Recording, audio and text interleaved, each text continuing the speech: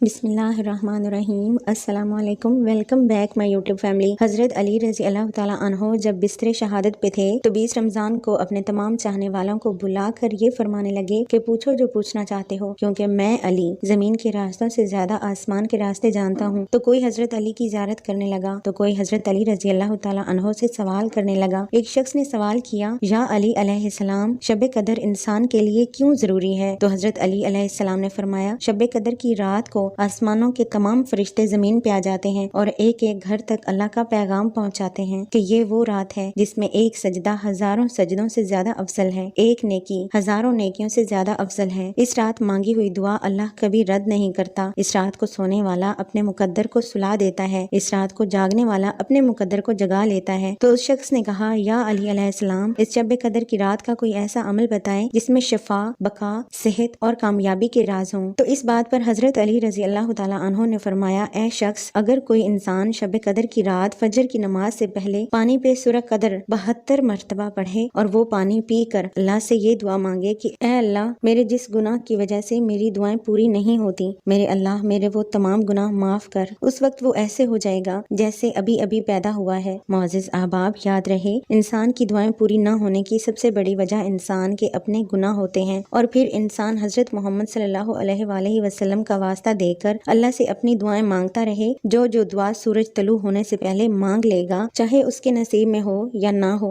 وہ ساری دعائیں اس کے مقدر میں لکھ دی جائیں گی۔ فلک ٹیوب 191 لایا آپ لوگوں کے لیے بہترین اسلامک واقعات اور آسان وظائف جو آپ کی زندگی کو خوشگوار بنانے میں مددگار ثابت ہو سکیں۔ تو آپ بھی ہماری حوصلہ افزائی کے لیے ابھی ویڈیو کو لائک اور چینل کو سبسکرائب کریں، ساتھ موجود گھنٹی کے بٹن پر کلک کریں تاکہ ہم مزید اس نیک کام میں بہتری لا سکیں اور آپ ہماری ویڈیوز کی نوٹیفیکیشن کے ساتھ ساتھ فوائد بھی بر وقت حاصل کر سکیں۔ ملیں گے کسی اور ویڈیو میں، تب تک کے لیے اپنا بہت سا خیال رکھیے گا اور اپنے اس چینل کا بھی۔ اللہ حافظ۔